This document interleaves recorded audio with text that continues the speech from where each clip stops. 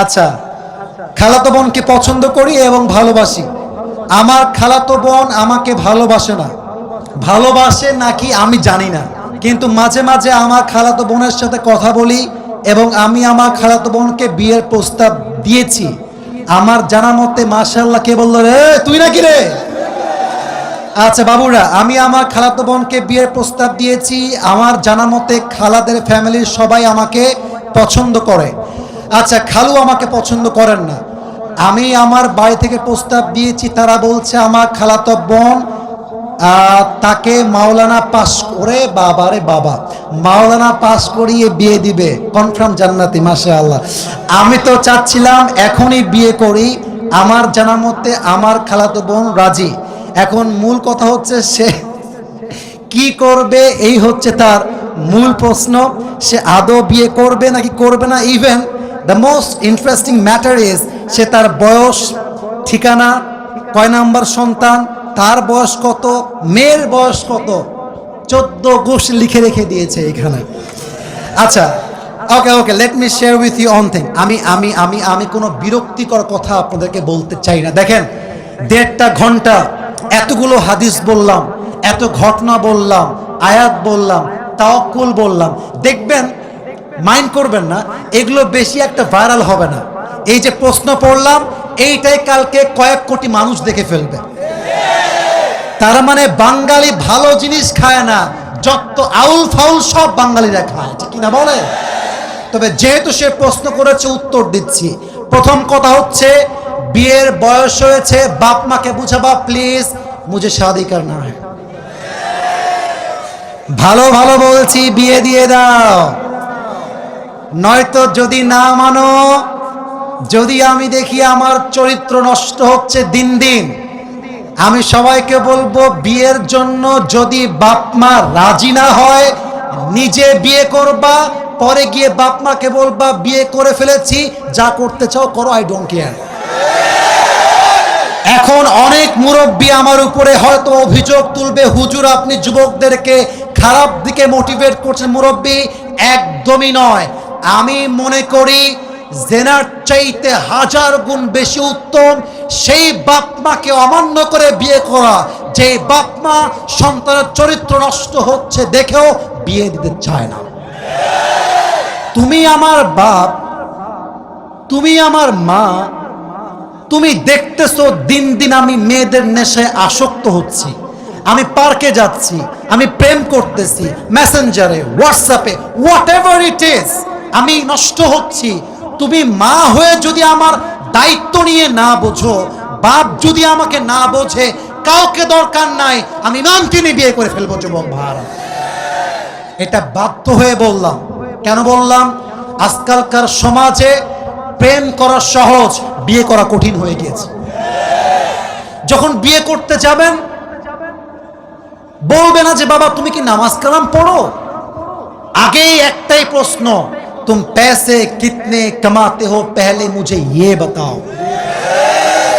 একজন যুবক কামাই করে 15,000 টাকা, তাগড়া যুবক, আব্বা বলে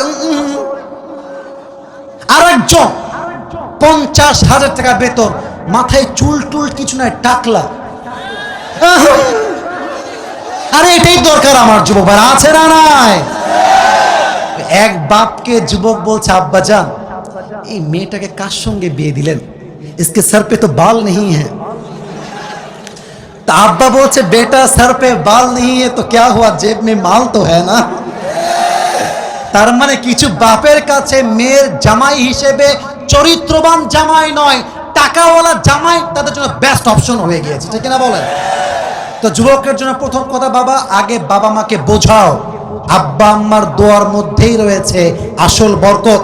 আর একটা কথা বলে ফেলি, আমার বোনেরা মাইন্ড করবেন না, এই যুবকরা সবাই সাক্ষী আমার, আমি যুবকদের পক্ষে যেমন কথা বলি, আমি মেয়েদের পক্ষেও তেমন কথা বলি। আমি ভুল বললাম না ঠিক বললাম? বলো বলো বলো। আজকে যে মেয়েকে দেখে মনে হচ্ছে রাজরানী, কালকে বিয়ে করে বুঝবা ये तो রাজরানী नहीं है, ये तो কাল নাগিনী है। মেয়েদের ভালোবাসা বাঁচতেও সময় লাগে না, রূপ পাল্টাইতেও সময় লাগে না। মেয়েরা আজকে বলবে আই লাভ ইউ, কালকে বলবে আই হেট ইউ।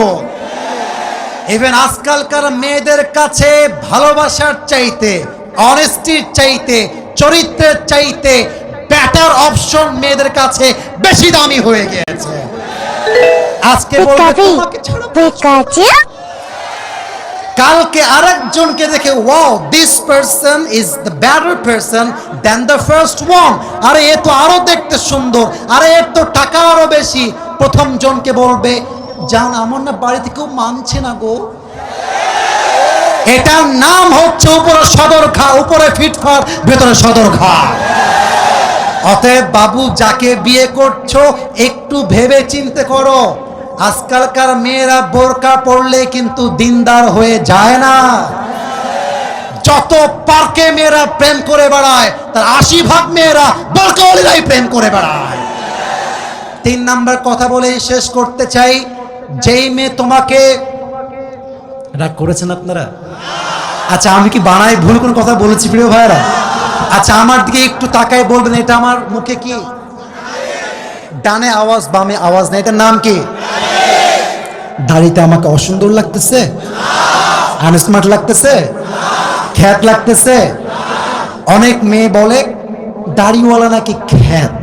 আমি একটা কথা বলেই ফেলছি, যাদের দাড়িওয়ালা পছন্দ না এই সমস্ত মেয়েদের জন্য বিটিএস এর হিজড়া ছাড়া পারফেক্ট অপশন আমার কাছে না। আরে যেই মেয়ে আমাকে দাড়ির জন্য বিয়ে করতে চাইবে না, সোজা কথা বুকের দাপট নিয়ে বলবো সে আমার বাড়ির বউ হওয়ার যোগ্যতাই তো রাখে না রাজবাড়ির। যে আমাকে নবীর সুন্নাহ দেখে বিয়ে করবে, welcome in my life. I will be with you forever.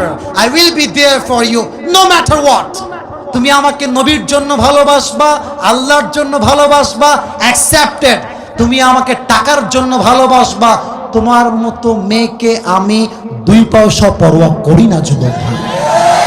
আল্লাহ প্রত্যেকটা মেয়েকে দিনদার যুবককে বিয়ে করার তৌফিক দান করুক, বলেন সবাই আমিন। আল্লাহ প্রত্যেকটা যুবককে দিনদার খাদিজার মতো মেয়ে পাওয়ার তৌফিক দান করুক, বলেন সবাই আমিন।